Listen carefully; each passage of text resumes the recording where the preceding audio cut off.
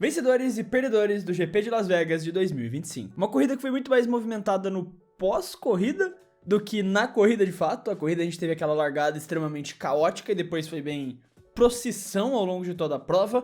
Uma corrida diferente do que foi os últimos 2 anos, que a gente teve boas etapas em Las Vegas, mas aqui acabou sendo bem mais ou menos a corrida. Só que o pós-corrida mudou completamente o cenário dessa prova. O que aconteceu 2h30, mais ou menos, depois que a corrida acabou, a desclassificação das McLarens mudou completamente o cenário de tudo que eu vou dizer aqui.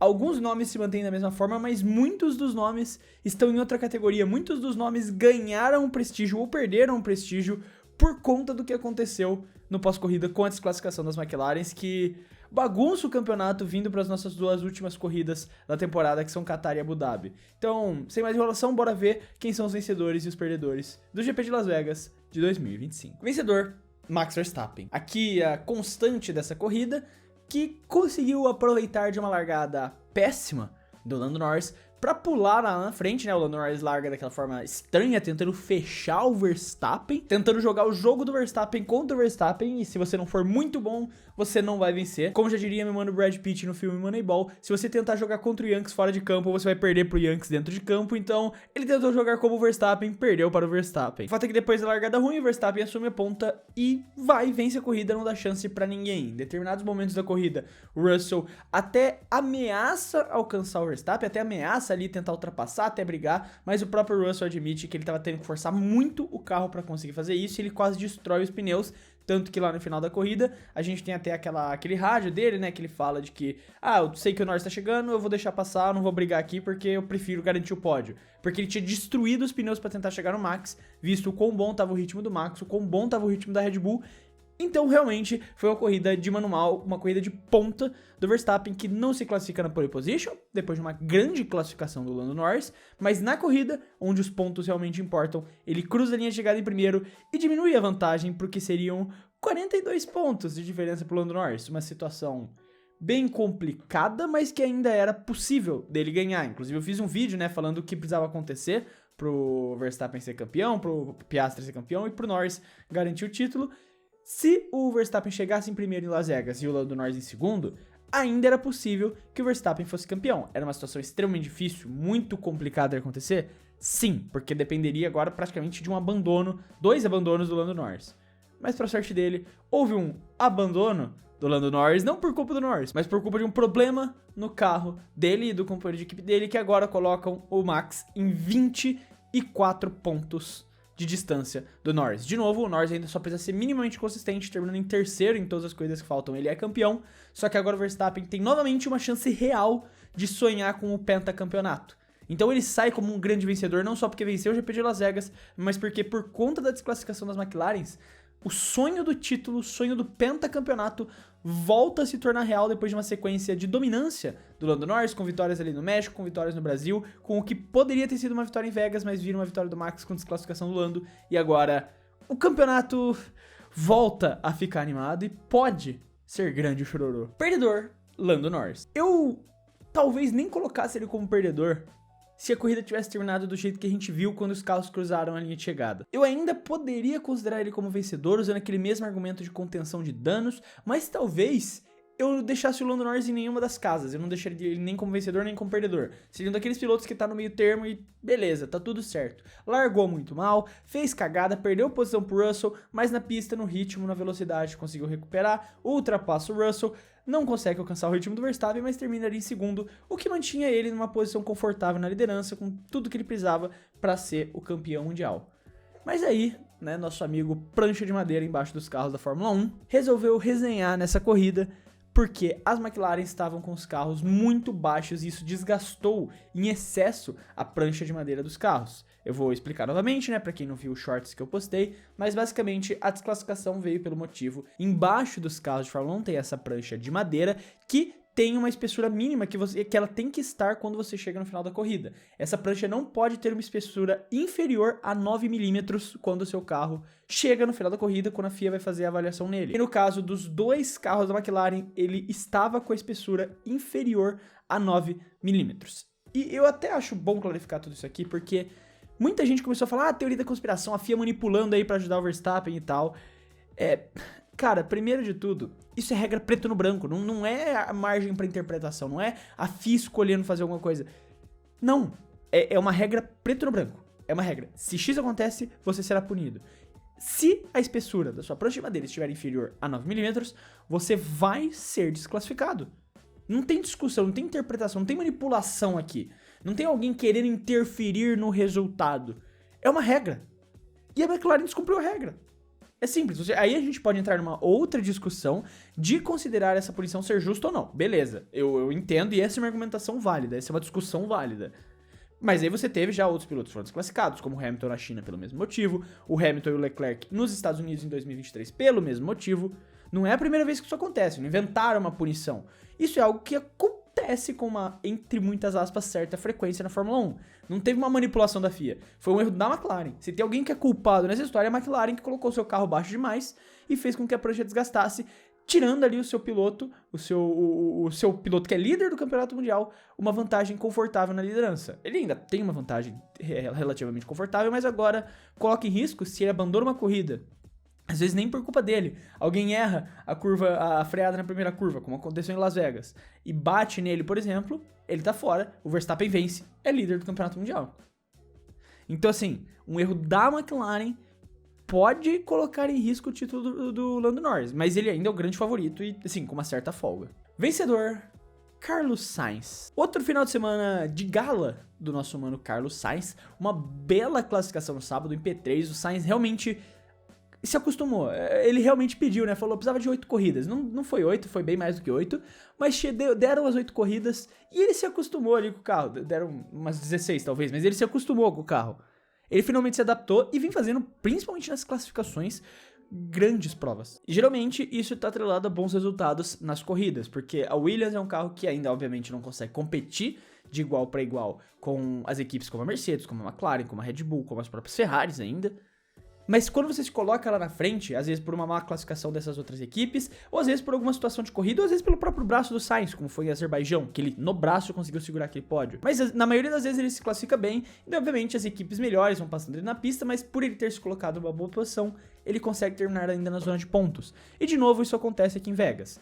Não larga tão bem, é ultrapassado pelo Russell na largada, se mantém consistentemente em P4, e daí um erro, uma decisão errada na estratégia da Williams, coloca ele em P7, mas ainda seria uma corrida para ele pontuar, para ele trazer bons pontinhos para casa da Williams. E se beneficia ainda mais, no caso foi ainda, né, eu não sei porque eu tava falando na condição de se fosse, foi ainda, só que isso fica melhor com a desclassificação das McLaren, que faz ele subir para um P5, então ele faz muito mais pontos, ele consegue trazer 10 pontinhos para casa para Williams, que assim... Eu acho que nesse ponto você já pode dizer que tá selado praticamente o P10, o P5 nos construtores da Williams. Ainda, claro, tem a ameaça das Racing Bulls, que estão bem rápidas. Nessa última corrida não pontuaram os dois carros por muito pouco, né, por conta do acidente do Lawson na primeira volta lá, por conta do caos da largada. E daí o Lawson acaba não pontuando. Mas as Racing Bulls estão crescendo de pontos rapidamente, estão praticamente garantidas nesse P6 de construtores e podem ameaçar o P5. Mas eu acho muito difícil, considerando os bons pontos que o Sainz vem fazendo nesse final de temporada. Perdedor, Pierre Gasly. Alguém que poderia ter saído como um vencedor nessa corrida, mas o desastre da primeira volta, a panca lá do Bortoleto pra cima do Stroll, que gera um caos gigantesco naquela primeira volta, faz com que o Gasly seja uma das maiores vítimas daquilo, porque danifica o carro dele, destrói a corrida dele, ele roda na pista, e um P10 milagroso, tanto que eu elogiei ele, né, no vídeo pós-classificação, o tanto que eu elogiei o Gasly, infelizmente não vai se manter. Não foi culpa dele, não é culpa dele, mas o perdedor não é necessariamente algo que só o piloto foi mal. Isso é importante eu trazer também, porque muita gente às vezes fala, cara, mas ele não teve culpa, como você botou ele como perdedor? Porque ele ainda perdeu, ele ainda foi mal, mesmo que não por culpa dele. Mas era um final de semana que prometia muito mais pra Alpine, especialmente pra Alpine do Gasly, com uma grande classificação, colocando esse carro no Q3 de novo. Ele vai lá na corrida e é acertado, é rodado, vai pro fundo do pelotão, consegue até fazer uma boa corrida, mesmo tendo danos no carro dele ali. Só que assim, a Alpine não é um carro que vai escalar pelotão, sabe? É um carro que se tá lá na frente você pode tentar usar sua habilidade pra segurar. Mas subir posições de Alpine aí, cara, é uma tarefa pra poucos fazer isso, sabe?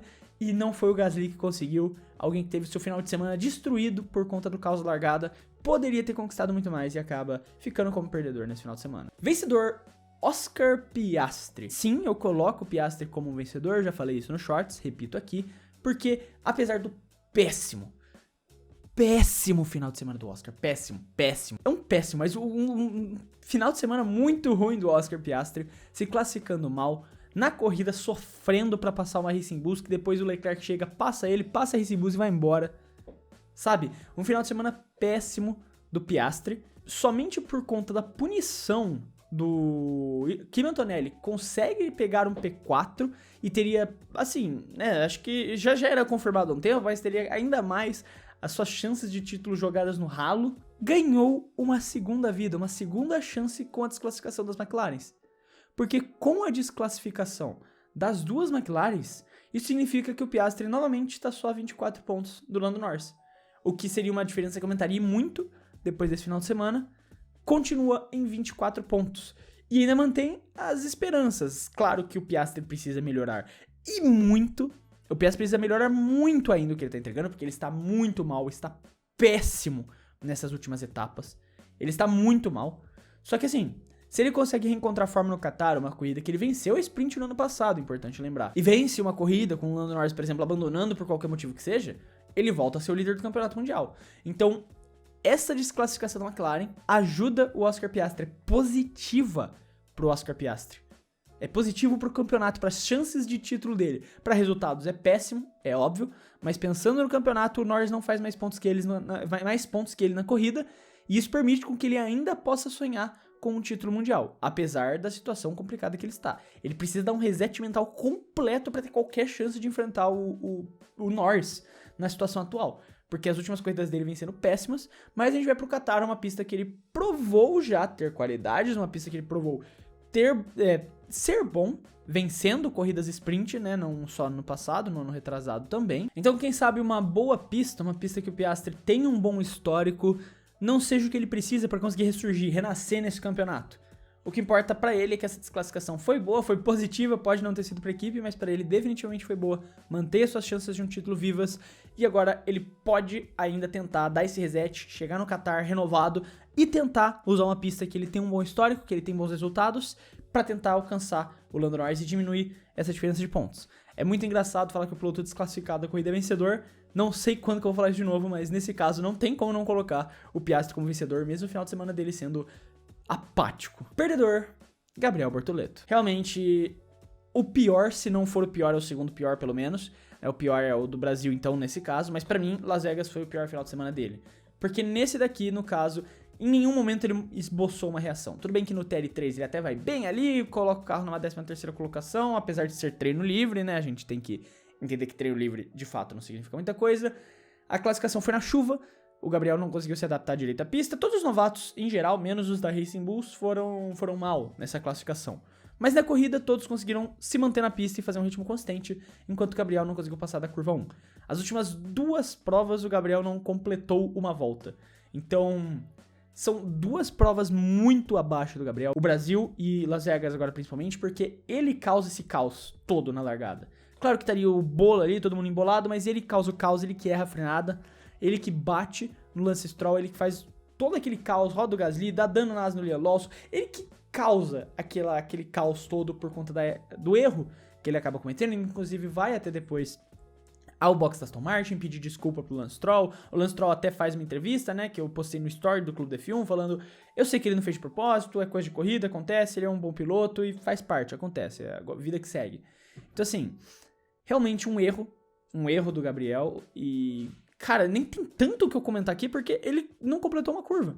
A corrida dele foi essa, sabe? É realmente o pior final de semana. Aqui nas Américas, eu não sei o que aconteceu. O Gabriel realmente desapareceu. Não é mais aquele Gabriel que a gente tá vendo, que a gente viu nas etapas europeias. Vamos ver agora, indo para as últimas duas etapas da temporada ali, Qatar e Abu Dhabi, que são pistas que ele já tá mais acostumado a ter corrido, especialmente na época de Fórmula 2. Então, a gente pode ali ter uma melhora ali. O Gabriel talvez em pistas novas, pistas que ele não tá acostumado a correr, ele tá tendo essa dificuldade inicial de adaptação, mas nas pistas que ele já correu, ele vinha vindo muito bem. Então Abu Dhabi, eu espero realmente boas performances dele, que ele vai vir muito melhor. Qatar ali ele também já correu uma vez, na Fórmula 2 mesmo, no ano passado. Então são pistas que ele tá acostumado, que ele já participou de provas, eu acho que ele vai vir um pouco melhor, ele vai conseguir ter resultados melhores, pistas que ele já tá acostumado. Mas aqui no Brasil, aqui no Brasil, tá certo? E depois em Las Vegas, ele não teve bons resultados, foi um péssimo final de semana, não só porque ele não conseguiu nem completar a primeira curva, mas principalmente porque ele destruiu a corrida de vários outros pilotos. Então realmente, assim, se eu tivesse que colocar, na verdade, o maior perdedor desse final de semana, talvez eu colocasse o Gabriel, por tudo que aconteceu, o caos que ele causou e, assim, ter estado na discussão de melhor novato por uma boa parte da temporada. E hoje, pra mim, ele fica talvez em quarto lugar nessa discussão dos melhores novatos de 2024. 25, 24. Vencedor, André Kimi Antonelli. Grande prova do Kimi, grandíssima prova do Kimi. Ele larga da P17, cruza a linha de chegada em P4, leva uma punição de 5 segundos por conta da largada dele, que ele queima. Volta pra P5, né, o Piastri ganha a posição em cima dele, mas com a desclassificação das McLarens ele sobe pra mais um pódio na temporada, 2 pódios seguidos do Kimi. Inclusive, né, senhor Kevin Nicholas, que apostou no pódio do Kimi Antonelli, tá aí, acertou de maneiras peculiares, mas ele acerta o pódio do Kimi Antonelli. Então, assim, foi mais uma corrida espetacular do Kimi, largando de P17, terminando no pódio. E assim, não é como se a McLaren, como se a Mercedes tivesse um jato, o melhor carro disparado. Teve que ter um trabalho do Kimi. Foi no braço isso daí, porque ele teve que passar por um monte de gente pra conseguir chegar ali. Mais uma corrida de gente grande, mais uma corrida gigantesca. O Kimi tá amadurecendo, o Kimi tá cada vez melhor. Ele ainda tem muitas imaturidades, ele ainda comete muitos erros, ele ainda não é mais rápido que o Russell. Acredito que se em 2026 a Mercedes for uma equipe pra disputar o título mundial, o Russell ainda vem como favorito dentro da equipe pra disputar esse título. Mas o Kimi tá cada vez mais se adaptando, tá cada vez mais entrando dentro do que é a realidade da Fórmula 1. Não tá mais cometendo aqueles erros bobos que ele cometeu várias vezes, tirando o Leclerc mais de uma vez da corrida, tirando o Verstappen na Áustria. Vários dos erros bobos que ele cometia, ele não tá mais fazendo. Ele ainda é muito novo, tem que dar um tempo de fato pra ele amadurecer. Mas essa corrida é mais uma corrida que prova que esse moleque é diferente, que é uma ideia que eu sempre defendi aqui. Ele é diferente, não é só porque ele terminou em sexto na Fórmula 2 que apaga todo o resultado, toda a expectativa, todo o potencial que ele tinha. Ele chegou muito cru na Fórmula 1, muito novo. Com 18 anos o cara tava pilotando um carro de Fórmula 1. A mesma coisa do Verstappen. O Verstappen chega e comete muito erro no primeiro ano dele. O Kimi também. E agora ele vai se adaptando, vai evoluindo. Eu tenho certeza que daqui 5 anos a conversa não vai ser mais isso aqui do Kimi não. A conversa vai ser, cara, alguém precisa melhorar porque senão o Kimi vai vencer todos os anos de forma dominante. Eu tenho certeza que essa vai ser a discussão que a gente vai ter daqui uns 5 anos na Fórmula 1. Porque cada vez mais esse cara vem se provando com 19 anos de idade. A gente se esquece o quão novo ele é. Com 19 anos de idade, esse cara já tá fazendo corridas assim. É a segunda dele no ano, tá? A primeira corrida dele na história da Fórmula 1, ele cai no Q1 e termina a corrida em quarto, a primeira. E agora em Las Vegas, de novo, ele larga lá do fundo em P17 e por conta das desclassificações termina em mais um pódio. Esse cara é diferente. Perdedor, Alex Albon. O Albon tá tendo um final de temporada bem abaixo. Um final de temporada bem abaixo do Alex Albon, considerando o que a gente viu na primeira e segunda... No primeiro e segundo terços, na verdade. Falar primeira e segunda metade, mas primeiro e segundo terço da temporada. Ele foi o principal pontuador da Williams e, na verdade, ele ainda é. Se você pega a tabela de pontos da Fórmula 1, ele ainda é o principal pontuador da Williams. Ele tem 73 pontos, enquanto o Carlos Sainz ainda tem 48. Então... grande mérito da Williams estar confortável hoje nessa quinta colocação de construtores é pelos resultados do Albon. Então, por isso que pra mim ele ainda tá, como eu falei, né, no ranking de pilotos, pra mim ele ainda tá numa boa temporada, porque o trabalho que ele vem fazendo, o que ele fez pela Williams já nessa temporada é absurdo. Se a Williams está confortável, sem se preocupar no retrovisor, em cuidar de Racing Bulls, das outras equipes chegando, é pelo que o Albon fez no começo da temporada. Só que este último terço, ele tá muito mal. E nessa corrida, de novo, ele tem esse acidente com o Lewis, que ele leva 5 segundos ainda na corrida. E, assim, a corrida dele em nenhum momento mostrou esse potencial pra subir de posição, chegar nos pontos. Uma corrida uma pista que a Williams estava boa. A Williams poderia ter sonhado com pontos. É uma pista até que favorece a construção do carro da Williams. Então, assim, o Sainz ele vai lá, classifica bem, aproveita, traz esses pontinhos pra casa. E o Albon fica apagado no fundo do pelotão, causa um acidente, leva a punição e desaparece. De novo, eu não quero tanto... chutar o cachorro morto, porque realmente a corrida dele foi péssima, pelo que ele fez no começo da temporada. Eu acho que isso já salva tudo. Não sei o que tá acontecendo pra essa queda de desempenho dele no final da temporada, porque é uma queda bem contrastante quando você considera como ele foi no começo do ano. Lá em Imola a gente tava tendo uma conversa aqui no Vencedores e Perdedores sobre ele supostamente poder ter pego um pódio, sabe? Se ele tivesse passado o Leclerc, ele poderia ter sonhado com um pódio naquela corrida. E agora a gente tá falando sobre ele não conseguindo nem chegar na zona de pontuação, nem se classificar mais pro Q3, enquanto o companheiro dele faz com uma certa frequência. Então, uma queda gigantesca de desempenho do Albon até aqui, e mais uma vez uma corrida abaixo, não tem como não colocar ele como perdedor. Vencedor, Nico Hülkenberg. O Nico foi alguém que se aproveitou muito bem do final de semana em Las Vegas, ele finalmente se reencontrou, finalmente voltou à sua forma, depois de várias corridas abaixo quando conquistou seu pódio. Ele ficou muito tempo longe de sonhar com qualquer ponto, ele desapareceu depois dos pontos depois do pódio que ele conquistou em Silverstone, e agora volta a ter bons resultados. O Nico consegue entregar bons resultados, terminando num P7, o que seria um P9 se não fosse a desclassificação das McLaren, o que já seria um grande resultado para Sauber. Ainda sonha em brigar por essa agora P7 nos construtores, né? Acho muito difícil que alguém alcance a Racing Bulls. A Racing Bulls está bem disparada no campeonato de construtores. Olhando aqui a tabela, a Racing Bulls atualmente está com 90 pontos, a Williams 121, a Racing Bulls 90, a Haas 73, a Aston Martin 72 e a Sauber 68. Então, esse P7 do Nico coloca a Sauber ali mais próxima, podendo sonhar em ainda brigar pelo P7, tentar ultrapassar a Haas na tabela de construtores. Não que seja impossível pegar a Racing Bulls, mas acho que aí já depende muito mais de sorte, né, do que necessariamente um mérito só, porque a Sauber vai precisar fazer muito pontos para alcançar essa Racing Bulls, que tá com 90 pontos, e dependeria de sorte ou de uma grande pilotagem do Nico ou do Gabriel para pegar um pódio surpresa, assim, sabe, conseguir esses 15 pontos, que daí colocariam eles muito mais perto. E ainda assim, nem se consegue um terceiro lugar que faz 15 pontos, ficam tão perto da Racing Bulls. Então é uma situação difícil para pegar o P6, eles ainda podem chegar com o P7 e tentar terminar na frente da Haas, e esses pontinhos do Nico com certeza ajudam.